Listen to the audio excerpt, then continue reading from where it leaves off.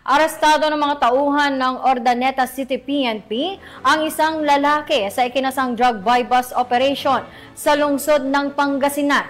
Sa pagkakahuli sa suspect ay isa lamang indikasyon na walang lugar ang anumang uri ng krimen sa ating komunidad. Ang report mula kay Patrolwoman Dennis Carinal. Arestado isang street-level individual sa ikinasang drug buy-bust operation ng Ordaneta City PNP at sa maigting na pagkikipagtulungan ng PDRO1 sa Barangay Poblasyon Ordaneta City, Pangasinan, ito lamang June 7, 2025. Kinilala ni Police Lieutenant Colonel Radino S. Bailey, hepe ng Ordaneta City PNP, ang suspect na alias Mata, residente ng Barangay Poblasyon Ordaneta City, Pangasinan.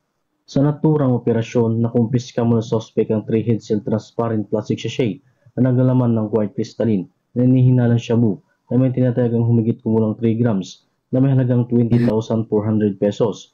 1 piece 500 buy-bust money, 1 piece 500 bodol money, 1 piece of empty transparent plastic sachet. Maharap ito sa kasong paglabag sa Republic Act 9165 o Comprehensive Dangerous Drugs Act of 2002.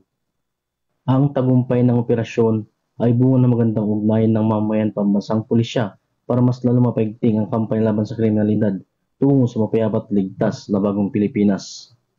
Mula dito sa Picadillo, Ilocos Region, ako po ang inyong Police News Network Correspondent, Patrolman Dennis Carinal, alagad ng batas, tagataguyod ng Balitang Pulis.